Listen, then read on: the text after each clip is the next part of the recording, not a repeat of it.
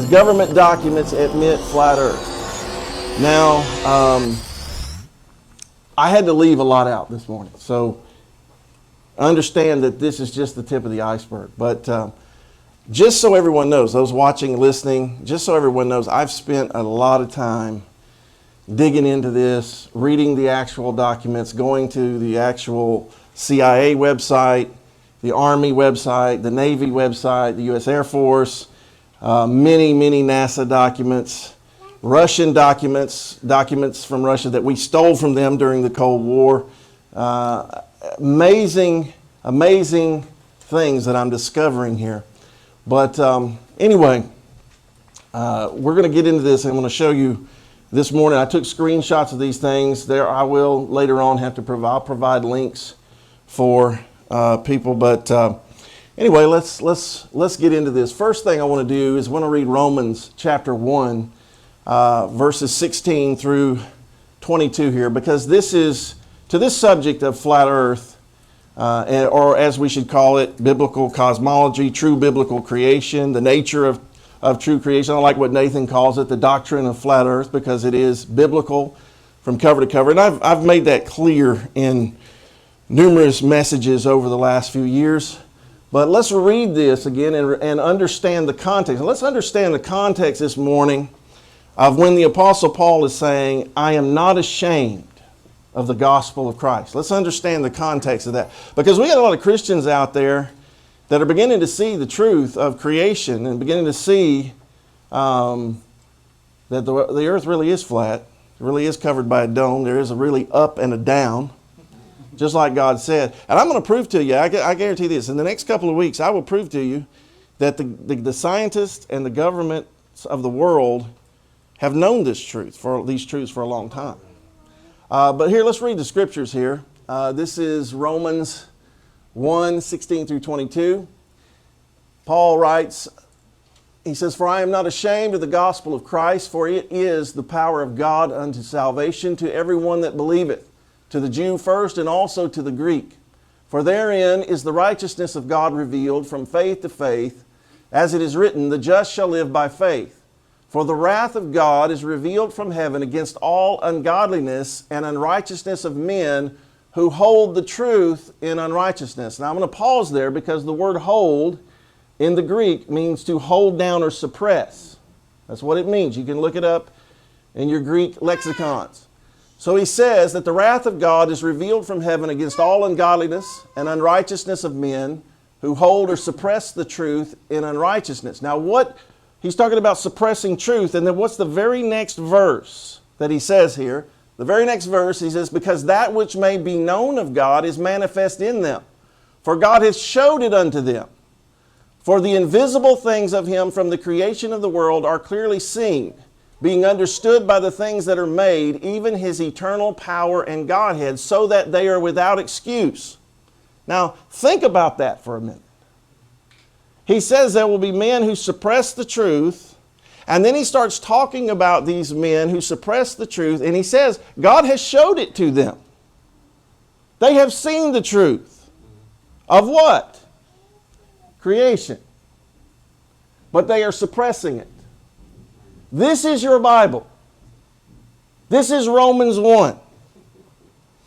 One of the most celebrated books of the New Testament. Starts off, I am not ashamed of the gospel of Christ. There are going to be evil men who suppress the truth of creation. And God's going to show it to them. We don't have the means to see how high the dome is. We don't have the means to explore to Antarctica. We don't have the means to do all these things. But they do.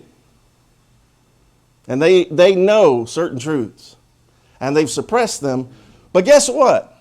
Jesus said something that's really important. He said, right here, this is Luke 12, 2 and 3. Jesus made a prophecy here. Pretty simple one. He said, For there is nothing covered that shall not be revealed, neither hid that shall not be known. Therefore, whatsoever you have spoken in darkness shall be heard in the light, and that which you have spoken in the ear, in closets, shall be proclaimed upon the housetops. Right. Oh, all that makes sense. And next week, that's really going to make sense when we get into Werner von Braun's tombstone, which is here in Alabama, by the way. Anyway, Jesus said everything will be revealed. Well, guess what? Most of us that know our Bibles, believe that we are living in the last days, right? We're getting very near the Great Tribulation. We're getting very near the second coming of Jesus and all the things that are going to unfold with the world government and the New World Order and the mark of the beast and the Antichrist and the 10 kings and all those things are right here upon us. So if there's any hidden things left, according to Jesus, they got to start being revealed. Well, I think God is making these entities who follow Satan, like the Illuminati and the high-level Freemasons and all these, I believe God has made it upon them where they have to reveal these truths. Hence, in America, the Freedom of Information Act. It's a wonderful thing. Problem is, there's a lot of information. There are Christian pastors and creation ministries right now losing their minds. This crazy guy right here, I don't even know what I'd call him. Mr. Anderson. Wasn't he the bad guy in the Matrix? I don't know, but I try helping them lose their mind as much as I can. And poor Ken Hovind. I mean, these are just screenshots straight from YouTube videos that they've done. Of course, there's one of my good buddy and friend, Dr. Danny Faulkner at Answer in Genesis. They're flat earth Bible passage, just metaphors. Refraction, that's all he does. Believe me, because he said it to my face one day. Yeah. Of course, Charles Lawson, he's lost it. But it's getting pretty vicious. I'm getting some vicious emails. I know Nathan, from what I've heard, gets pretty vicious stuff. Of course, he's been booted off of Facebook. Over what? If we're nuts, if there's no truth to any of this, why all the anger? Why all of the attacks? Well, let me tell you, this thing is growing. The truth that people are discovering now, the true nature of creation, that the earth is indeed flat, that it is indeed covered by a molten glass dome, that heaven is just above that dome, and that hell is beneath. There is a hell. There is an up and down in God's word. Clearly, that's one of the most simple things. There is an up and down. But here we go. Let me just share this real quick, because I'm just putting this up. I'm not going to read this whole thing, but I was sharing earlier before we went live. This is an email from the brother in the UK, just so you understand. I'm not making this stuff up. That's why I put these things up. I took his name out because I don't know that he wants to be public just yet. But this guy was in the Royal Navy for 12 years. He's an engineer. He talks about that. He talks about being an alcoholic for years, that he's only been clean and free from alcoholism for the last 18 months. He says that religion to him was all evil, that Christianity, he believed all churches were evil, that he didn't believe in any religion, and that he said he didn't completely dismiss the possibility of God, but so he would have called himself an agnostic, but he just had no use for the Bible, no use for Christianity, the church, anything. So he starts researching some things, as many of us did, and stumbles across flat earth, thinks it's ridiculous, but then begins to see the evidence. Now this guy, Royal Navy, 12 years, engineer. The people that contact me too, they're not dummies. I have PhDs and engineers, geometry teachers. You'd think they might be able to figure out the shape of something, right? But this guy right here says now, he said he came across the flat earth thing, thought it was ridiculous, began to look in it, saw the evidence. Then he stumbled across the video of where I'm preaching about it's been in the Bible all along. And now he says, right here you can see it, he says, presently I now firmly believe and very happy about the fact the Bible is 100% true and that we are created. He said, after hearing your sermon on flat earth live broadcast on YouTube the other night, my belief has been set in concrete, and now my study of the Bible has begun. So let's just look at a few things. This is biblical creation. This is what the Bible teaches. In fact, I'm glad my friend Mike Jarman's here today because he brought his Bible from, 1959. This was printed. This is one of the last versions of the Bible that actually contain the early conception of the universe, or what the Bible teaches as a flat earth covered by a firmament dome. This is in this Bible right here. He brought it this morning, right here. This is what the Bible teaches. You know, I'll say this. I have a lot more respect for Dr. Michael Heiser of, Logos Bible Software. He's their theologian. He admits, at least, that the Bible teaches this, a flat earth surrounded by a barrier or boundary called Antarctica, that it's a flat disk. We don't know how deep it goes. We don't know exactly how high it goes, but it is covered, and that the sun and the moon are close and inside that firmament dome, and that we are still in at rest. We're going to see that this morning too. But this is what the Bible teaches. Now these pastors, these creation ministries, they can lose their minds all they want to. They can say it's just metaphors, but they are not being true. How can they say, the creation ministry, this is what gets me. How can a creation ministry say this descriptor of creation is true, and this descriptor in the Bible of creation is a metaphor? How do you do that? How do you determine? Who made you chief interpreter? Watch this. Dr. Faulkner? Who made you chief interpreter of which creation description or verse that describes the creation? How do you know which one is true and which one's a metaphor? All right. Now here's Revelation 20. This is something the Lord showed me a couple of years ago. I wasn't studying a message for Flat Earth, but I was reading this verse, preparing an end time Bible prophecy message. Reading this verse, Revelation 20, verses 7 and 9.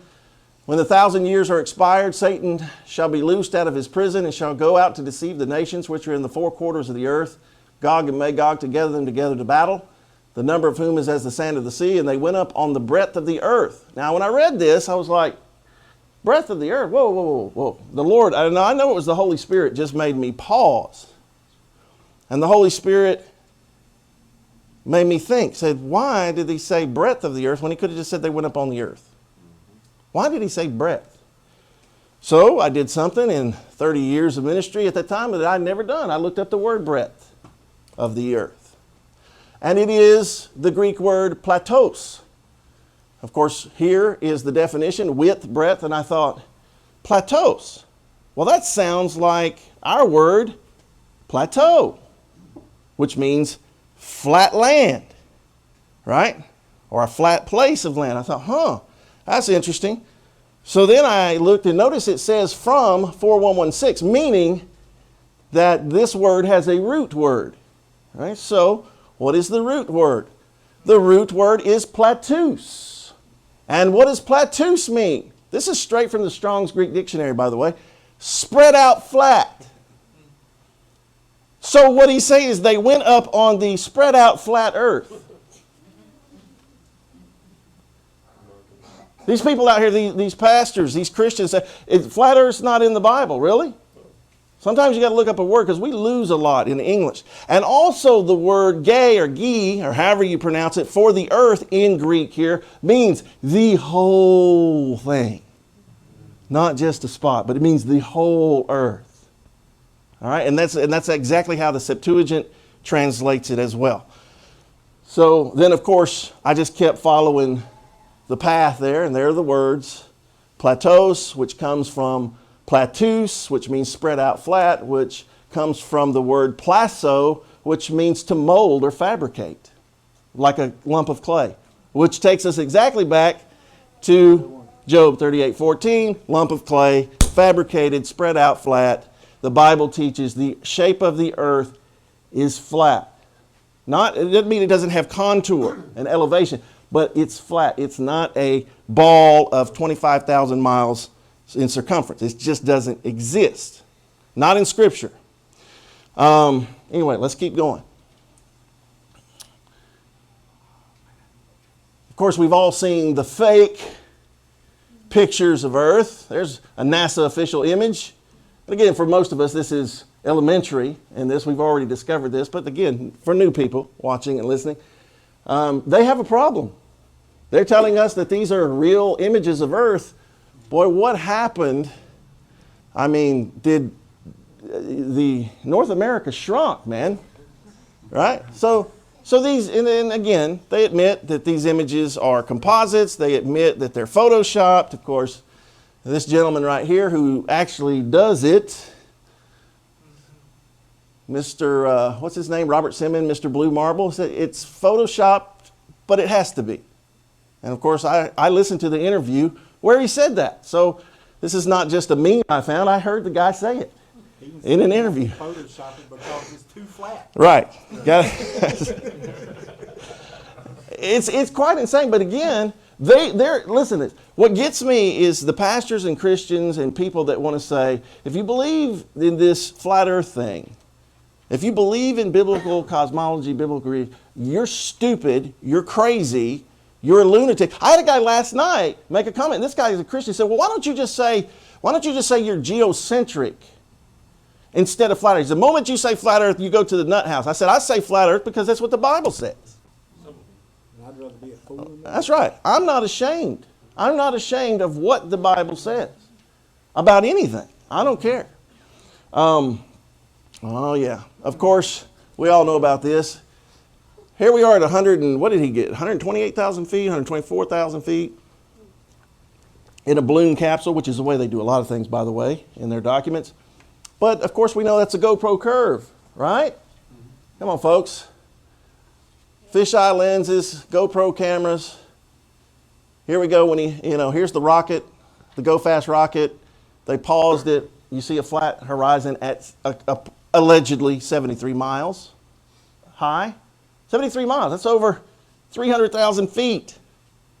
And there's a flat horizon, yet they're going to show us this. No. They show us the same curve anyway. I've seen the YouTube pictures, the same curve at 70,000 feet. I'm sorry, it's not going to be the same. The YouTube spy plane. California, and you could see the moon, and Yeah. at that time it was over Australia. Shouldn't be able to see it. There's going to be a whole thing about this. But again, just so you see, there's the fisheye lens. Same picture, normal lens. I mean, this is what they've been doing. Matter of fact, I found fisheye manipulation in the Apollo missions on NASA's website, going that far back to the 1960s. Okay? I mean, stuff that was at about 5 stories off the ground, and they've got it curving, the Earth curved. And these are pictures like of looking at the Saturn V out of a window, and they got the Earth curved. They've been manipulating this and putting this curved brainwashing in people's minds for a long time. All right?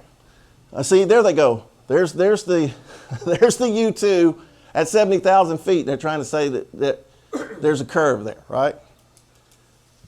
Fisheye lens, curved windows in the plane. But there's an amateur balloon that reached 121,000 feet. What do y'all see? Flat. I see flat. I don't see any curve at 120,000 feet. Yet the U2, a government CIA operation, by the way, that now NASA has, and let me just say this too, NASA and the CIA, they might as well be a married couple. There's no difference between the two. Okay? But it's flat, folks. It's flat. We go back to this guy. Picard. Here, now, we're going to take a little journey here, back to 1931. Auguste Picard, scientist, friend of Albert Einstein. I've shared this.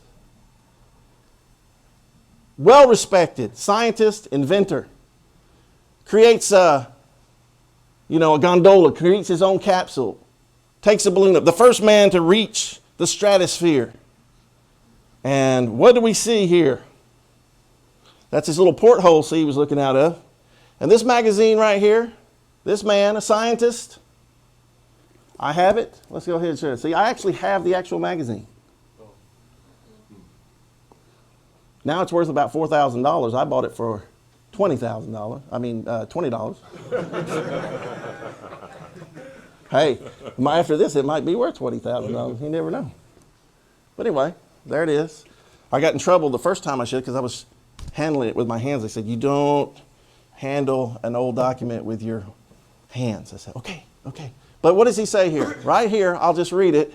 Through the portholes, he and his observer saw the earth. He said, it seemed a flat disk with upturned edge, no curve.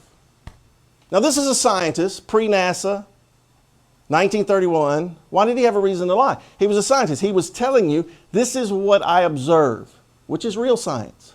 I'm not going to make up a lie. I'm just going to tell you, this is what I saw. Pretty clear. Pretty clear.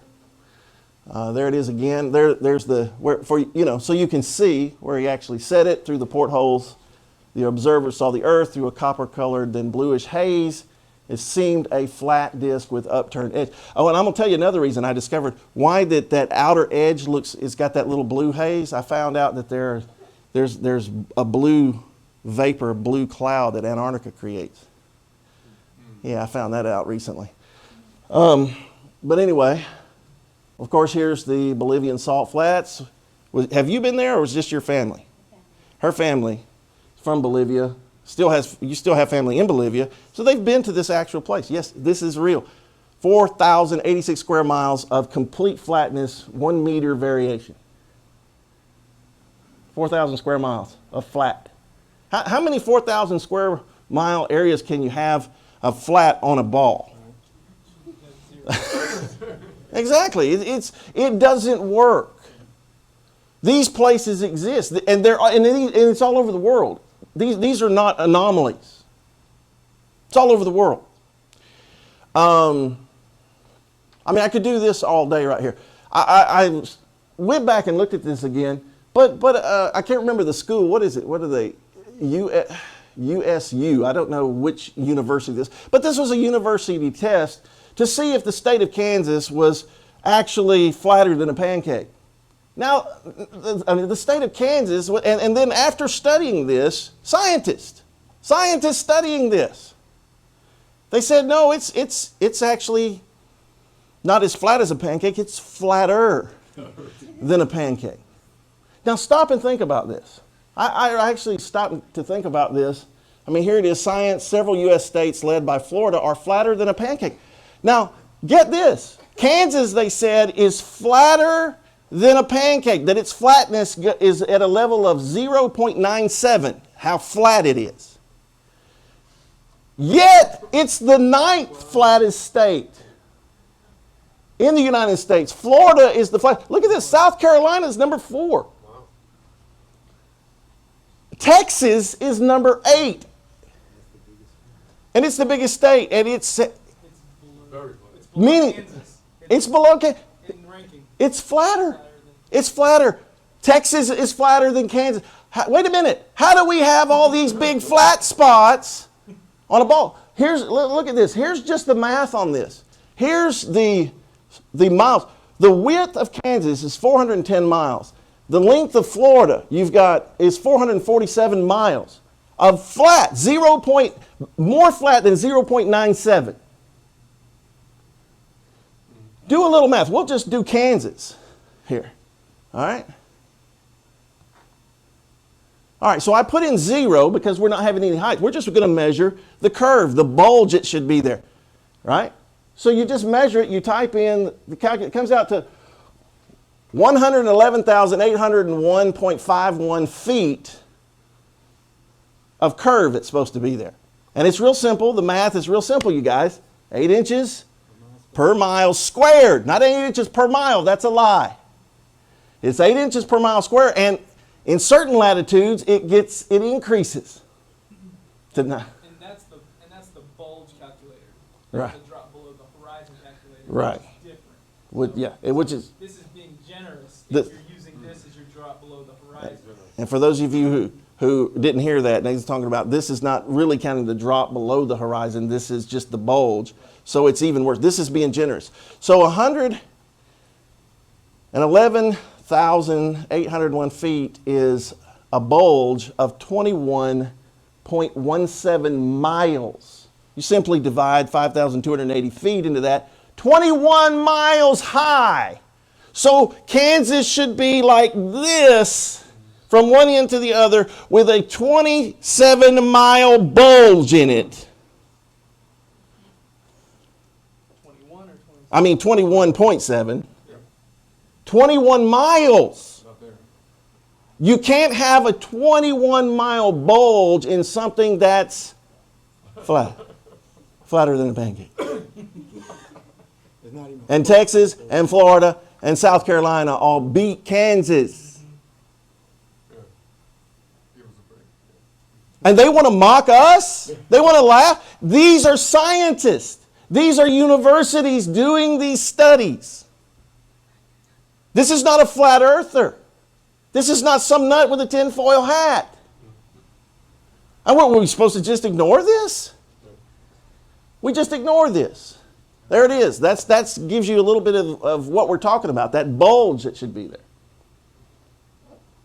This is elementary, my dear Watson, but of course in the public school system and in the liberal universities, they didn't even teach. I never heard the ball's supposed to curve 8 inches per mile square. I think that would be an important thing to teach in school.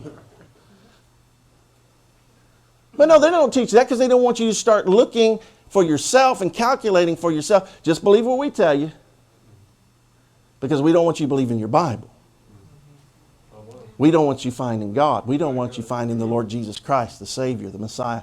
We don't want you finding the truth because then we lose power, money. We lose control of the world. They do that. This is all what this is about. Now we have laser tests doing this. Our friend Rick Hummer and his buddies doing laser tests. 20 miles, 17 miles, 10 miles, Hungary, different places. These laser tests, what are they proving? It's flat, man. It's flat. See, you got crazy Pastor Steven Anderson. You flatters, you're stupid. Get out of my church. I hate you. I hate you homosexuals. I hate everybody. Unless you agree with me. That's what he is. I mean, this guy's unreal. Has Mr. Steven Anderson gone out and done a laser test? No, of course not. No. Yet the Bible says, the Bible he claims to love says, prove all things. Hold fast to that which is good. 1 Thessalonians 5, right? Let's keep going here. Just some pretty pictures, laser tests. And we know these guys. These are not people we don't know. We know Rick. We know some of his other friends. Here's something I recently discovered. Well, really a few months ago, but I've just been waiting to share it. How many of you know there's been a world record set? Now, I bet you didn't hear that on CNN. Right? And you certainly didn't hear it from Danny Faulkner at Answers in Genesis. No, there was a little world record set. There's a company here named Extend Air. This is Exalt or Extend Air. Multiple name company here. But anyway, Exalt here sets new world record for microwave length distance. Now, anybody that understands microwave, Ted probably does, some other people probably understand that microwave signals are not bounced off the dome. It's not the ionosphere. They're not bounced off. Microwave signals are line of sight, straight transmitter to receiver, boom. All right? And that's exactly what this is. Now, what this company did and what they're trying to do is they're trying to sell their product, which is to set up these very inexpensive microwave dishes, the 50-foot high towers, only 50 feet, which is your normal tree or telephone pole. They put a microwave dish there, and as long as they have clear line of sight, there's no obstacles in the way, they can put another one at crazy distances and communicate. And that's what this is talking about. I dug through all this. But they set a world record. Now let me just get to this. They set a world record. I'm not going to read all this. I'm just showing you that I got it. See the microwave? There's your little illustration right there. All right, that's how it works. So the world record for microwave, this microwave communications company, And just so you know, microwave communication says that finally they can be used almost anywhere as long as the distance to be spanned is within the operating range of the equipment, and there is a clear path, that is, no solid obstacles between the locations. You see that? There can be no solid obstacles between microwave dishes. All right? This is their own words, not mine. Clear path. All right? So they set the world record for microwave link. Now, the world record that they set, what they did, they set one of these 50-foot microwave dishes on the beach in Cyprus. And let's put that map up here. And there it is. And this guy talked to them. Line of sight, making sure it's line of sight. So here's Cyprus, right here. And they put one here, and they put one on the coast of Lebanon. So across water. Now, I know that they try to tell us water's got a big bulge in it, right? But I've never seen bulging water. I've seen flat water, right?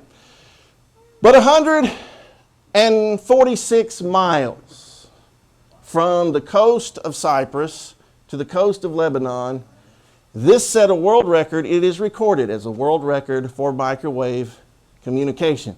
Well, guess what? You do a little math. You do the math here. Let's find out if there's a solid obstacle in the way here, right? Well, here it is. 50 feet high, 146 miles. You calculate that. 12,575 feet of bulge or curvature. 12,000. How high is Everest? Solid wood. How high is Mount Everest? I can't remember. 14,000? Is it? Get this. The antenna, the microwave dish, should be at least 2.38 miles below the line of sight. Not 2.3 feet. 2.38 miles should be of curve should be blocking the signal. Meaning this signal should have to be bounced off the dome and back down like they do other signals. But no, this is straight line of sight. Okay. Am I stupid? Are these people stupid? People and governments of the world are buying this product from this Exalt 1 Extend Air company. It's refraction, Pastor. It's refraction.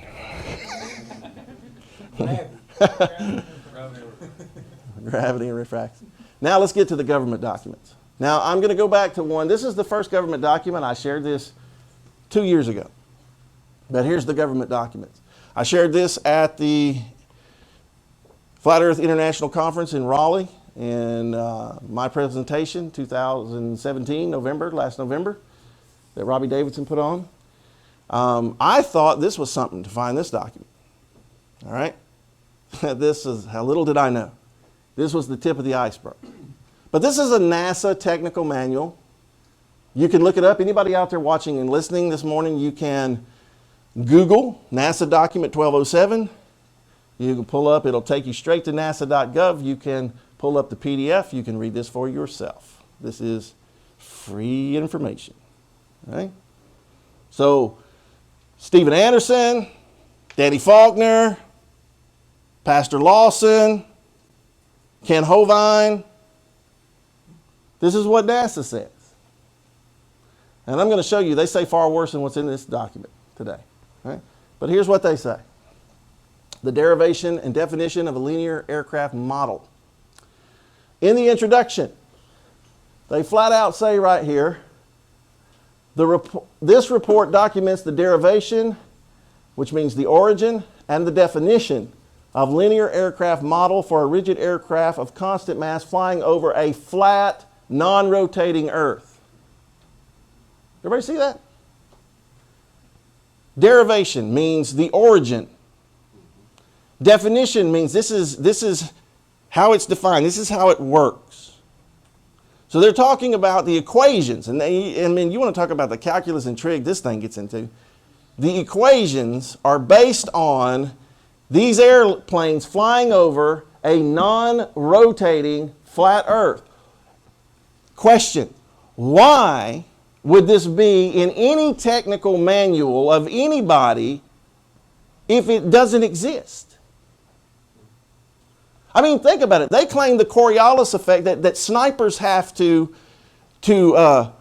calculate the spinning of the earth, the Coriolis effect, when they're shooting at, 1,000-yard shot or something. Yet they don't have to for Mach 1, 2, 3, 4 aircraft. You don't have to calculate the spin. No.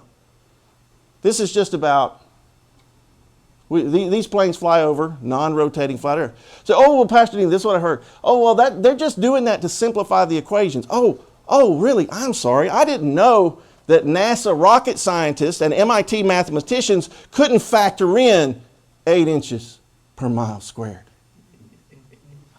I'm sorry, they have to simplify the math. Maybe they missed a class at MIT or something. I don't know. But this is crazy. Now, you can try to dismiss this if you want to, but it's also in the conclusion, the concluding remarks of the report and all the math and the equations. Look at that. This report derives and defines a set linearized system matrices for rigid aircraft of constant mass flying in a stationary atmosphere over a flat, non-rotating Earth. There's a whole heap of other things. So we went back a moment ago. Let's throw this up right here. We went back a moment ago to scientist, inventor, Dr. Picard, 1931, pre-NASA. This document right here, as most of you will note, where did it come from up top there? The Central Intelligence Agency. Declassified document that we stole from the Russians from 1948. What's that? Yes, you will. You notice that. Sanitized, yes. Why would you sanitize scientific information about, look at this, this is what this one's about, scientific Earth measurements. Why would you redact anything concerning the true scientific facts of the Earth?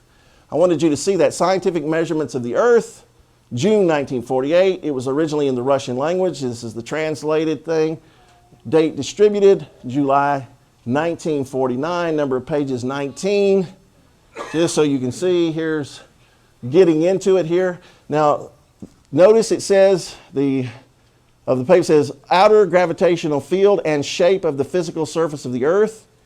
Gives this guy's name, some Russian guy, Center Science Research, Institute for Geodetics, Aerial Surveying and Cartography, Moscow. Everybody see that?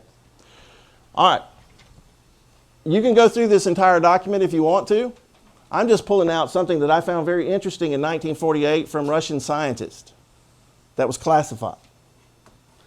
They stated here that where it is not determinable at all of the points of space without the knowledge of the shape of the Earth, but since the shape of the Earth is not known.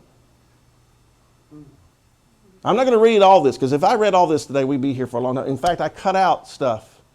I just wanted you to see that a Russian scientific paper that was classified in 1948 states the shape of the Earth is not known. Now, let me remind you that we are always told, oh, we've known the shape of the Earth since 300 BC. How did Russian scientists, and let me just say that Russian scientists are not stupid people. In fact, reading through their documents, they seem to be more honest with themselves than a lot of American scientists. Because the Russians were just trying to figure out they were trying to figure out all truth so they could gain any kind of advantage over us militarily. All right? Just wanted you to see that, 1948. Here's another document. We move forward in time a little bit, 1956, 57 time period. Now what happened, let me say, what happened between about 1948 and this time? The development of jet aircraft and the increase in rocket technology. So we were beginning to be able to fly a little higher, a little faster. So you would think, okay, they know, right? So the Russians started this study, I found out, in the 1940s. They began to study the light within, they said, the firmament. All right? This is their words. The light, but they were doing a light study. because they were trying to figure out how they could manipulate or use this knowledge against us with optics and all kinds of stuff. So you see this is released by, approved for release, 2000, relation between light scattering coefficient for various angles of optical thickness of the atmosphere. Well, tells you the instruments they use. So right here, it said the observations were carried out in 12 locations at various altitudes above the sea, various climate, meteorological, synoptic conditions. The observations were carried out mainly during high transparency of the atmosphere and the visual range of the spectrum, in the absence of snow cover. In the investigations, 2 instruments designed by V.G. Fescanoff or whatever were used. One of these was a visual photometer of the daytime sky intended for measuring the brightness of the firmament. Now what's very interesting about that is Daniel chapter 12 verse 4 talks about the righteous shining as the brightness of the firmament. The Bible also talks, 12:3, I'm sorry. The Bible also talks about what? That there are 4 lights. Talks about the sun, the moon, the stars, and the light that's in the world. We'll deal with that another time. But they were wanting to study this, and they said also the other photoelectric halo photometer for determining the brightness from near sun halo. Whoa. Pause. Time out. Time out. How is something that's supposed to be 93 million miles away, could anything about it be called near? The near sun. Okay? But it gets better. He says that to study the near sun halo and also the sun on the surface perpendicular to these rays. The dissertation contains a certain formula of the brightness of the sky, taking into consideration only the brightness of the first order, derived on the assumption of a flat earth and giving some conclusions. Because remember, they're trying to study how light is operating within the atmosphere with a near sun halo, and they tell you over flat earth. This is a Russian document, 1957. It was classified.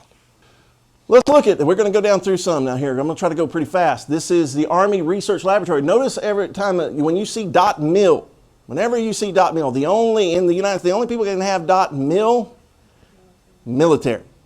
This is the Army's Research Laboratory. Beacon position and altitude navigation aided by magnetometer. I'm not going to try to pronounce those people's names. You can see the document prepared by the University of Delaware, Department of Electrical and Computer Engineering, under contract to the U.S. government. I guess these people are dummies, right? They're stupid, right? This tells you who they are. I'm not going to get into all that, but this tells you the PhDs and the people who were assisting this study. And here we find something. Problem formulation, coordinate systems. The motion of an object usually described by rigid body equations of motion derived from Newton's laws. This section summarizes and notates 3 kinds of coordinate systems. The first is the Earth-fixed coordinate system, which is fixed to the Earth with a flat Earth assumption. Okay, now remember, we're talking about beacons for aircraft, and aircraft flying, moving, and we're talking about stuff that's moving. Why would you assume, first of all, why would you use the term earth-fixed? I'll deal with that in a second. And a flat earth assumption. An assumption means something that is just known to be true. It's just assumed because it is known. I'll prove that to you in a minute. But anyway, it gets more interesting because they have a little diagram here of what they're talking about. And this little diagram of the earth seems to look like something. And they tell you that this y-axis and the x-axis are horizontal. Oh, like that. Horizontal. And that this little disc right here is flat. And it even has a nice little dome over it. And fixed points on the dome that they use for navigation. This is not me. I want to repeat, Army Research Laboratory. .army.mil, not Pastor Dean. Look, does this not look like something maybe we've seen? Oh, what is that? Let me back up. Do you see that? But we're the crazy ones. Why is the biblical Hebrew cosmology shape of the earth in a U.S. Army manual? Why? Oh, Pastor Dean, that's just a coincidence. Oh, really? Well, let's keep going. Look at that. They know the truth. Here we go. This is a different one. Everybody see where this came from? NASA.gov. You could interchange CIA.gov, NASA.gov. It's all the same. Okay? They work together. In fact, I believe that all high-level NASA people are spooks, is what I believe. All right? Here we have the singular arc time optimal climb trajectory of aircraft in a two-dimensional wind field. Oh, Lord. These guys. All right? NASA research. Smart people. Our rocket scientists. Everybody said, I'm not a rocket scientist. Well, these are. Right? All right? So this document goes on to say, in our minimum time to climb problem, the aircraft is modeled as a point mass, and the flight trajectory is strictly confined in a vertical plane on a non-rotating flat Earth. Here, let's back up a little time. Everybody see this? NASA technical memorandum. Where'd it come from? NASA.gov, right? Declassified. Freedom of Information Act tells you all about it. Determination of angles of attack and side slip from radar data and the roll stabilized platform. Langley researched that. What's in Langley? Virginia? Yeah, CIA headquarters, exactly. Also the National Aeronautics and Space Administration, Washington, D.C. Wait a minute, I thought they were in Florida and Houston, Texas. Oh, that's right. I'm sure they have an office. All right, let's keep going here. Here's the abstract. NASA Langley Research Center, technical memorandum, blah, blah, blah. Here is in the abstract. Basically what they're describing this manual is all about. It's a summary of it. Here's what they say. Equations for angles of attack and side slip relative to both rolling and non-rolling body axis system are derived for a flight vehicle for which radar and gyroscope attitude data are available. The method is limited, however, to application where a flat, non-rotating Earth may be assumed. The application for this whole thing has to be based on a flat, non-rotating Earth. To say that the method is limited to a flat, non-rotating Earth means it does not work for a spherical Earth. I got to say, oh, it's the same manual. Here we go. Let's keep going here. Yes. This is interesting because he talks about, it gives you this little frame reference. Look at north, south, east, west, right? And they're telling you that, again, that represents the Earth fixed axis system. Everybody see that, right there? The radar provides range, azimuth, and elevation data from radar site to the vehicle throughout flight. So we're talking about stuff happening throughout flight, right? The data in conjunction with wind data can be easily converted to pitch, blah, blah, blah, flight path angles. It is assumed herein that the Earth is represented as a flat and non-rotating reference frame. Why say Earth fixed? Isn't it supposed to be spinning, tilted, orbiting, flying through the universe? Yet the stars never change in the sky, right? In the night sky. But yet we're spinning, flying, orbiting, millions of miles. Been doing it for thousands of years. Nothing in the night sky ever changes. They know. Come on, they know. It is assumed herein that the Earth is represented as a flat, non-rotating reference frame. Yet they're going to tell us snipers have to adjust for shooting a 1,000-yard shot that takes about 2 seconds, maybe less than that. But you don't have to calculate the Earth's spin for an aircraft for a helicopter? A drone. A drone. All right. The space shuttle. I'll show you that in a minute too. I brought the drone. Let's keep going. Here it is. Notice it says, also by definition, the X and Z plane will be vertical, perpendicular to the horizontal plane of the earth at all times. The breadth of the earth, exactly. That plateaus thing, that spread out, wide, flat thing. Oh, I can have fun. I can keep going. Now, why do they say earth fixed system? Well, it's interesting. Here's a few verses, right? The earth is not spinning. According to the Bible, Chronicles 16:30, he has fixed the earth firm and immovable. Psalm 93:1, thou hast fixed the earth immovable and firm. Psalm 96:10, he has fixed the earth firm and immovable. Psalm 105, thou didst fix the earth on its foundation so that it never can be shaken. Who made the earth and fashioned it himself, fixed it fast. And of course, one of my favorites that I didn't put on here, Zechariah 1:11, that says the earth is still and it rests. Earth fixed system, they're telling you, non-rotating, earth fixed. Of course, this was proven by these two scientists in physics, Michelson and Morley. They proved this a long time ago. These two scientists conducted numerous experiments to measure the orbital velocity of the earth through the ether with light beams. I'm going to talk about the ether. The ether is real. And these documents I found prove they believe it's real. And we're going to get into that next week. But and many present theoretical physicists believe the ether is real now. It was taboo subject for a long time, but not anymore. And this through the godless and anti-Bible scientific. Of course, I said their experiments showed that the earth was not moving at all. Now they expected, these guys believed the model, the lie, the Copernican model, they believed they were going to measure how fast the earth was moving. Their experiment showed it wasn't moving. And they were like, well, what's going on? And they repeated these experiments over and over and over again and came up with the same results, true science, the earth's not moving. So Einstein comes up with a theory to debunk this, to get rid of the ether so he can debunk their experiment. And of course, we know what Tesla said about the theory of relativity, that it was foolishness, basically.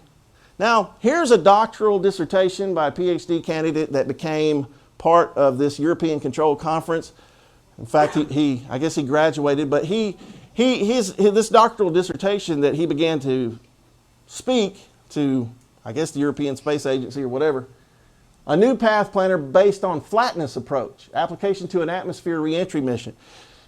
This was designed for the space shuttle, quote, reentry. And it's funny, they put orbit and reentry and stuff like that into quotations. Notice the outline of his doctoral dissertation, statement of guidance problem. Why would you have a guidance problem? Well, if you're basing stuff on a spherical Earth and it's really flat, then you're going to have a guidance problem. Right? So this guy comes along and goes, you know what? We got to get back to a flatness approach. He's talking about for this little vehicle right here.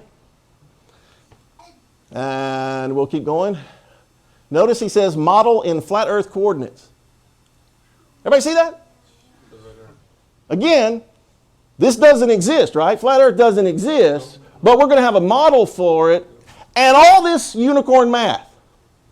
So this guy's doing a doctoral dissertation in this present time to help with guidance system of the shuttle, and now we have unmanned shuttle system. But he's doing this and saying, we've had guidance problems, so we got to go to a flatness approach, to a flat Earth model. Notice this, assumptions, meaning things we assume are true. Flat Earth. Part 4, Coriolis effect explained. Bullets and spinning objects, the Magnus effect on the flat Earth. How does our model correctly account for the Coriolis effect on bullets and long-range shooting? Again, the answer is simple, and the controllers got it wrong. They officially call it the Coriolis effect, but it is not. Here's a diagram of the official explanation of the Coriolis effect on bullets.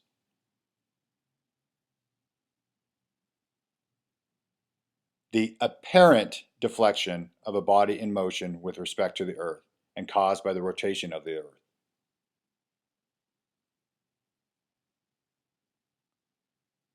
Deflecting right in the northern hemisphere and deflecting left in the southern hemisphere.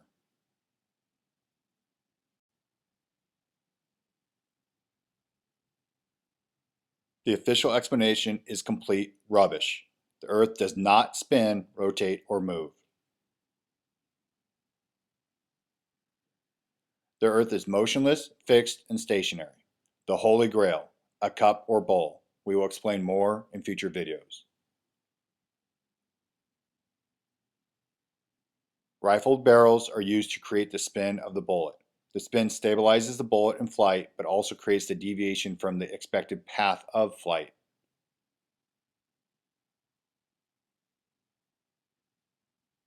Here's a diagram of what happens to a bullet in a rifled barrel and then a smooth bore barrel.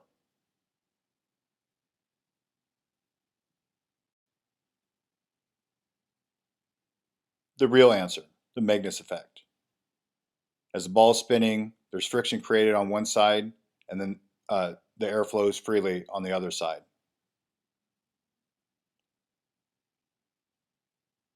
Magnus effect, the force exerted on a rapidly spinning cylinder or sphere moving through air or another fluid in a direction at the angle to the axis of spin. This force is responsible for the swerving of balls when hit or thrown with spin. A spinning rifle bullet, Magnus effect, not Coriolis effect. The Magnus effect on spinning rifled bullets work the same as spinning balls in forward motion. Again, like always, the answers are simple.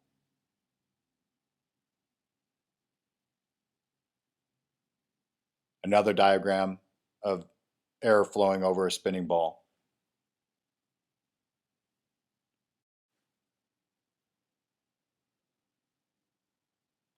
Examples of the Magnus effect: baseball pitches, curve, slider, fastball; tennis, topspin, slice, drop shot; golf, draw, fade, cut, slice, etc.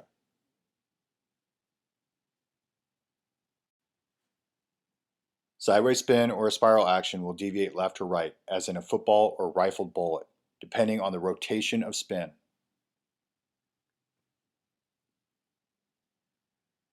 A front to back or back to front spin will deviate up or down. Think top spin or backspin on a tennis ball.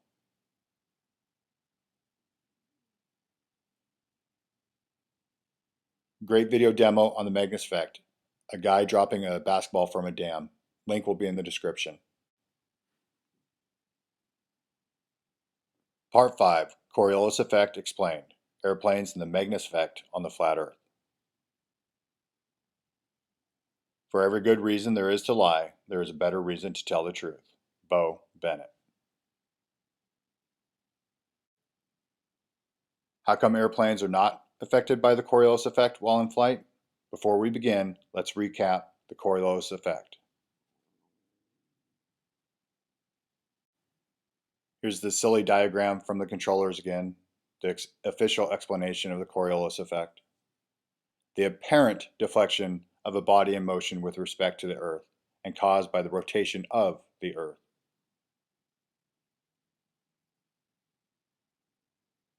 Deflecting right in the northern hemisphere and deflecting left in the southern hemisphere.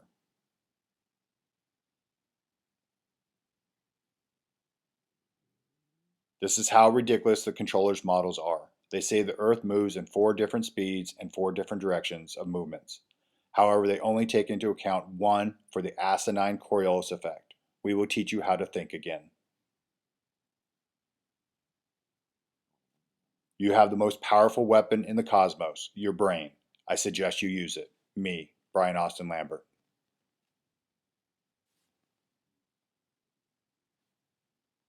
Just a reminder, the Earth does not spin, rotate, or move. The Coriolis effect is an incorrect description of the deviated paths of objects in motion. Remember, the Earth is motionless, fixed, and stationary.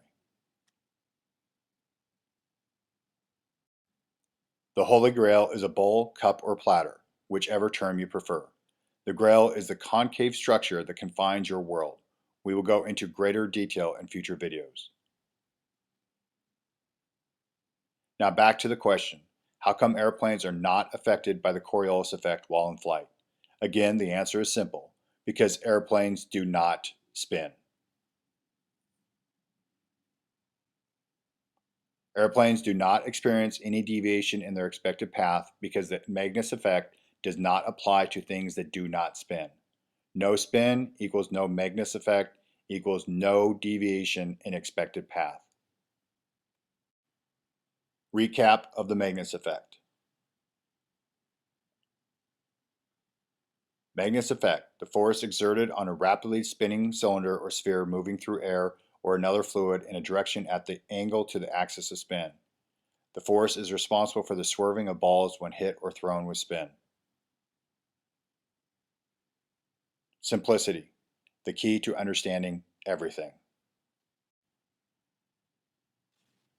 Part 6, Coriolis effect explained.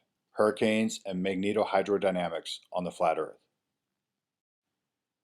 Hurricanes, cyclones, and typhoons are just different names for cyclical storm systems depending on which part of the world they occur. Cyclical storms are caused by electromagnetism in a process called magnetohydrodynamics, and not by the Coriolis effect of a spinning Earth. The Earth does not spin, rotate, or move. It's motionless, fixed, and stationary. Here's a diagram of how storm systems move in the northern and southern hemisphere. Counterclockwise in the north, clockwise in the south. Everything from the North Pole to the equator is of one polarity or charge.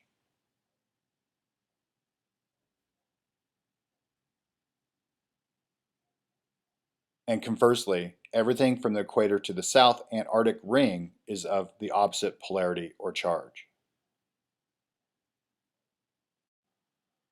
One polarity or charge in the north, and the opposite polarity or charge in the south.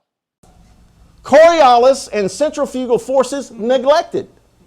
Here's a doctoral candidate who graduated, got his PhD, becomes a speaker to the European Control Council, and he's telling them it's a flat Earth. We ignore Coriolis, meaning the spin of the Earth. It's completely ignored. Why? Because it doesn't exist. And it's what the Bible said all along. The Earth is fixed, stable, immovable, still, and at rest. Everything secret is being uncovered. Here's MIT. Massachusetts Institute of Technology, the top technical school in the country, or at least one of the top. I'm sure they argue among themselves who's the top. What's this? dspace.mit.edu, right? Property-based system design method with application to targeting system for small unmanned vehicles. So this is a targeting system developed Massachusetts Institute of Technology, blah, blah, blah. Tells you who it is, the author of this. And then in the description, it says 3 targeting methods were considered assuming a flat Earth. Whoa, whoa, whoa, whoa, whoa, whoa, whoa, whoa, whoa, whoa, whoa.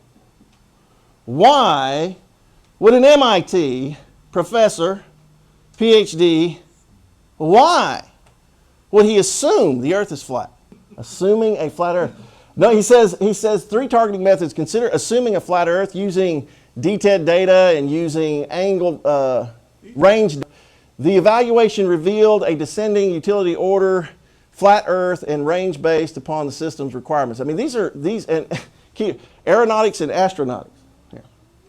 Flat Earth assumption, mind blowing.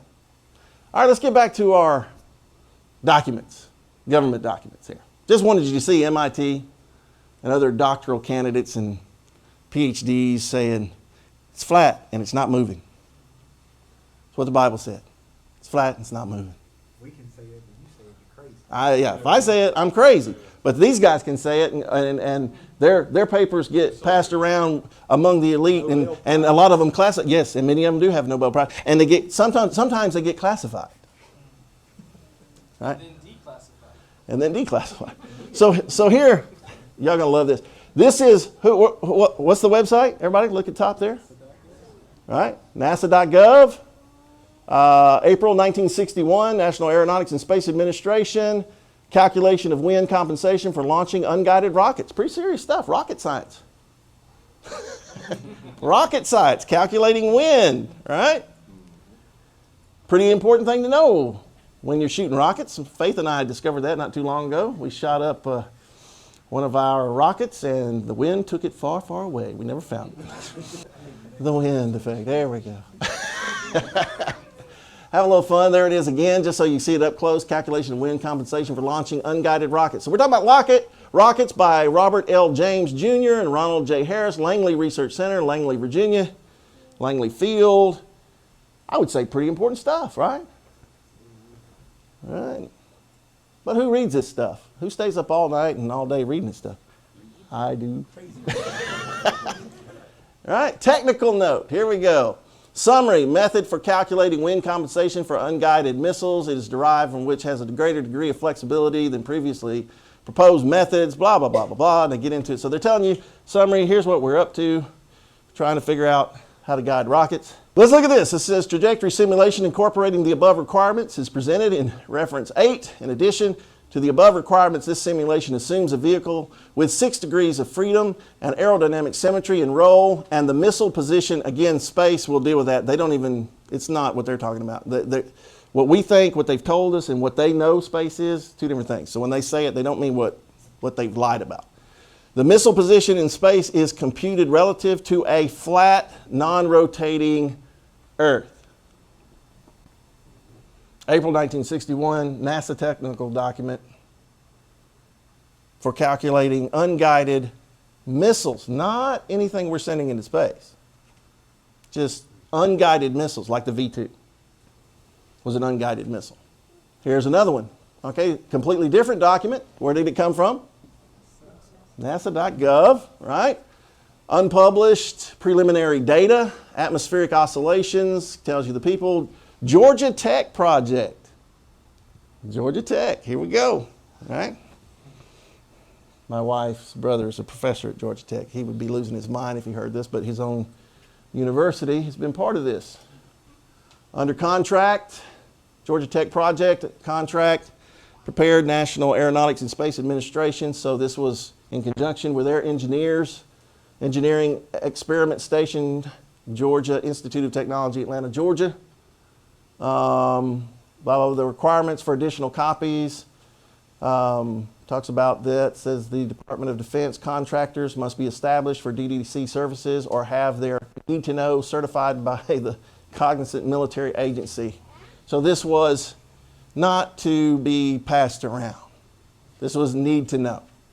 A model frequently used is that of, everybody say it, flat, non-rotating Earth.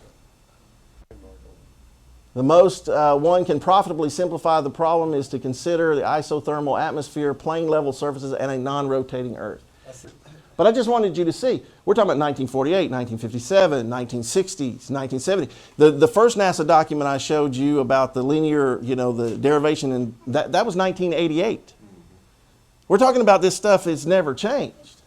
All right, now, all right, here's one. This one is NASA.gov. Now, this is general equations of motion for a damaged asymmetric aircraft.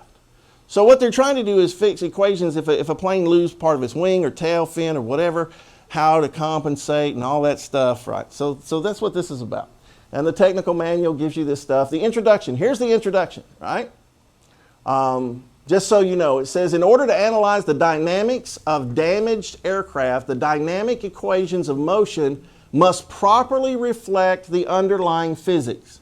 Now, I want to say that again. I want everybody to pay close attention. They're telling you right here in the introduction of this, and they're showing you a damaged aircraft. They're saying, in order to analyze the dynamics of damaged aircraft and dynamic equations of motion must properly reflect the underlying physics. It must, what we're going to do here must reflect the true physics. Must be true reality. Physics. People say, you don't understand physics. Okay, well, these people do. All right? Who are we talking about here? The American Institute of Aeronautics and Astronautics.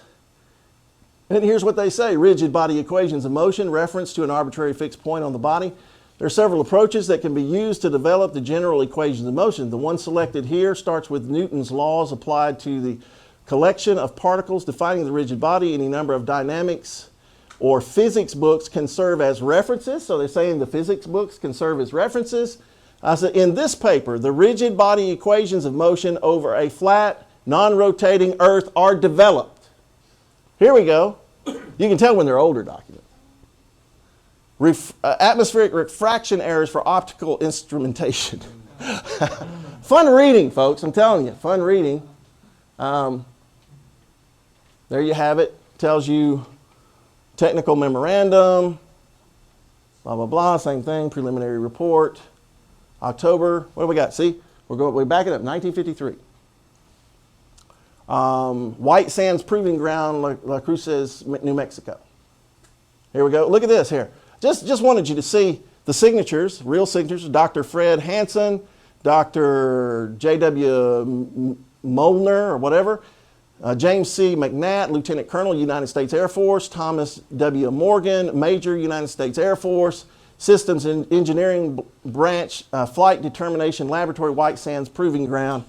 All here, right? Dr. So-and-so, Dr. So-and-so, General so-and-so. I guess they're stupid. This document was not to be seen. This document contains information affecting the national defense of the United States within the meaning of the espionage laws, Title 18 U.S.C., Sections 793 and 794. Its transmission or the revelation of its contents in any manner to an unauthorized person is prohibited by law. So this was classified in the 1950s. He's talking about basic equations for atmospheric refraction and all this stuff. He says, here, now I want to point this out. Present equations hold for any altitude. Everybody see that? I don't have time to read all of it. Present equations hold for any altitude. All right, let's see what they're talking about. Table of contents, introduction, validity of flat Earth assumption for atmospheric calculations. Introduction here says a comprehensive study of atmospheric refraction errors for optical instrumentation. What is it based on? Based on a flat Earth assumption, will be published subsequently. The relative mass of the atmosphere at any elevation angle is given approximately by the cosine of the elevation angle. I may be pronouncing some of this wrong, but listen, this relationship is correct for a flat Earth and a flat atmosphere.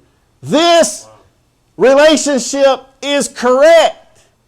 So we just saw one document say, this is the correct underlying physics, flat non-rotating Earth. We see this document right here say, this is correct for any altitude.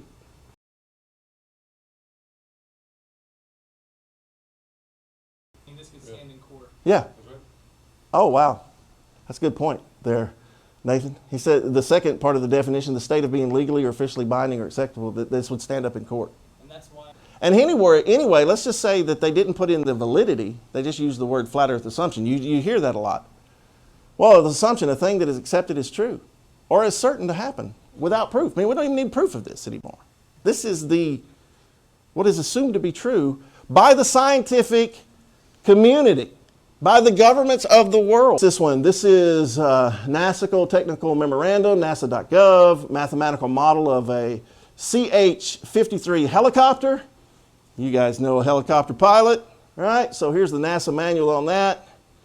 Ames Research Center, Moffett Field, California.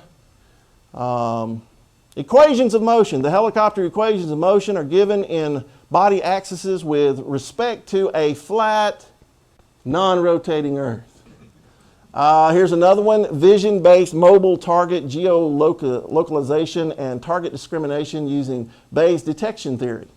Oh, a mouthful, right? This is a more modern, I can't remember the year on this one, but anyway, you see this is the Academy Center for the United States Air Force, U.S. Air Force Academy, UAS Research. And this is for targeting for unmanned vehicle, aerial vehicles targeting manual. The objective of geolocalization problem is to estimate range to target, which can be estimated using the flat earth model shown in figure 2. Now, let me explain something to you.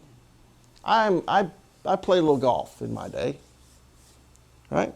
And I know that I hit a 9-iron 160 yards on a normal day. So if the ground is level, I know if I hit my 9-iron the correct way, it's going to fly in a nice little arc, and it's going to land about 160 yards right on the green and roll right up to the hole. So I know. So if the ground is 20 yards higher, say the green is 20 yards higher from where I'm standing, so you change the altitude. The ball is not going to fly in the air as long, so it's not going to go as far. So if it's a little higher, I have to go to an 8-iron. Back it up, so because I'm going to hit an 8-iron or even a 7-iron, so the ball will get there. It's the opposite. If it's lower by, say, 20 yards, then I usually have to back up a couple of clubs and maybe hit a pitching wedge. So it changes where where my ball's going to land, the target. I'm shooting at that pin, at that green. But I know just the slight changes in elevation are going to change the distance that my ball will travel. And I've hit enough balls with those clubs to know how far they're going to go if I hit them right. Huh? And it's not going to land in Georgia. So we're talking about here unmanned aerial vehicles targeting objects. Stuff that's moving in the air and on the ground. And what do they say? It says the objective of geolocalization problem is to estimate range to target, which can be estimated using the flat earth model shown in figure 2, which would be this little thing right here. No curve. Do you notice? The flat earth model. And your little aerial craft locating a target. Now, if this line was curved here, as it does, 8 inches per mile square, that line is going to intersect at a different point. I'm not a geometry teacher, but that I know. Maybe it's just from golf, right? Flat earth model, range estimation using flat earth assumption. Unmanned vehicle targeting manual from ResearchGate, but of course we showed you, United States Air Force Academy. Does everybody see that? Wait a minute. What if I had a flat earth model on my desk? I'd be called a nut. Crazy. You know what? Maybe the Lord's having me show you, because you know what I think one of the things they're going to try to do to some of us Christians, that if we believe in biblical cosmology and flat earth, I believe that they're going to try to say we're crazy and try to take our kids away and stuff like that. Having these documents in court would be a powerful tool, wouldn't they? Now, if they would be a powerful tool in court against the government, why are they not a powerful tool right now in church? Army Research Laboratory. This is another one, calculating low atmosphere profiles, sound speed at night. So calculating sound speed, right? Pretty important stuff. It says to briefly examine short-range acoustic attenuation at night, we use low atmosphere profiles of wind speed, temperature, relative humidity, shown before as input to a flat earth non-turbulent acoustic propagation model called the Windows version scanning fast field program. Non-turbulent atmosphere. Which means, you know what they tell us? That the atmosphere is not moving with the spin of the earth. It's non-turbulent. I mean, it's not carrying anything with it. Isn't this interesting? I haven't had to go to one conspiracy website. I haven't been on Infowars.com. Snopes. I haven't been anywhere, have I? I hadn't been to Above, Top Secret. I haven't been to any of those sites. You even had to use the Bible verse. No. All government forms. And here was the one that kind of started. This is the title of one of the manuals. Everybody read this with me. Propagation of electromagnetic fields over flat earth. Army Manual, February 2001. You can say, oh, well, Pastor D, the 1950s stuff and the 1960s stuff, oh, they just didn't know. They've learned stuff since. Right? Nope. They tell you right here. And you go into the manual. Here's the table of context. It says comparison of principal fields from an ideal dipole oriented perpendicular to a horizontal and homogeneous flat Earth. Army manual. They tell you right here, it's assumed that the transmitting antenna and target or receiver are located above but near the surface of a flat idealized Earth. Closed form solution for ballistic vehicle motion. Ballistic vehicle motion. A closed form solution is developed for the motion of a ballistic vehicle entering the atmosphere over a flat, non-rotating Earth. Frank J. Barbera, Cayman Sciences Corporation, Colorado Springs, Colorado. Meaning we got to know where this thing's going to come down. And what does it say right here? Entering the atmosphere over a non-rotating flat Earth. Now, I do believe that there is an altitude, and I'll tell you this, I'll prove this later on. There is an altitude they can reach. It's not outside of the dome, it's not outer space. But there is an altitude that there's a certain gas collected that they reach that creates weightlessness for a short period of time. But it's simply because it's a gas. So some kind of sulfur gas. And they know where that is. So some of the stuff we see, they hit a certain altitude, and for a second you see the weightlessness. Yeah, it exists. It's not all CGI. It's not all. I mean, the ISS, all that crap is, yeah. But there is a certain altitude that they can reach. But when they talk about re-entry, all they're talking about is coming back down. I think I know about how high the dome is. I really do. I think it's not much more than 400,000 feet max. Maybe 500,000. I don't think they know even for sure exactly because they run into gas barriers and things of that nature. So, and see, the Bible says what? Heaven for height will not be measured. The earth for depth will not be measured. They don't know. I don't believe they know the exact dimensions. I do know that they fly certain vehicles, like the space shuttle was designed to fly at 200,000 feet. That's it. Wait a minute. Space, they say, starts at 63 miles. Though the United States debated that fact and didn't want anybody to put any determining factor on where space began. I wonder why we can't have a determining line of where the so-called you escape our atmosphere. We can't define that because they're not escaping it. They are not getting through the dome. And the code name for the shuttle program means lead or iron glass. And it was never designed to go into outer space, according to their documents. That's next week. Let's end this. Oh, payloads for spinning projectiles. Army. Think you need to know where artillery is going to land? Look here. Projectile flight dynamics. A 6 DOF rigid projectile model is employed to predict the dynamics of a projectile in flight. The assumption of these equations assume a flat Earth. These equations, a whole bunch of math we're going to do.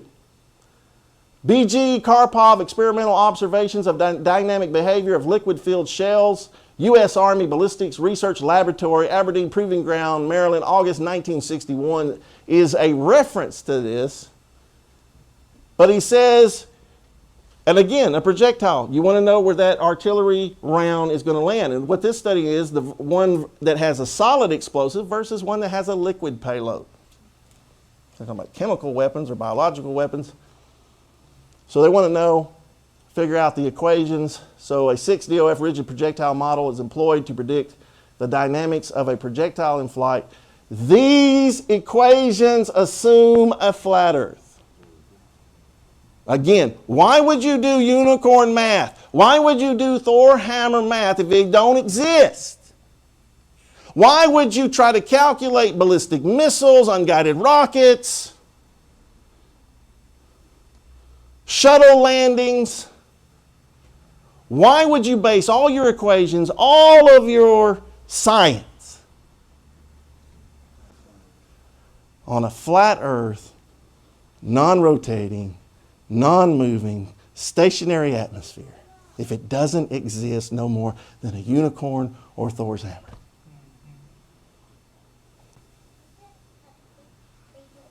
Sorry.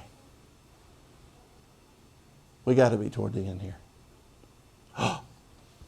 Boom.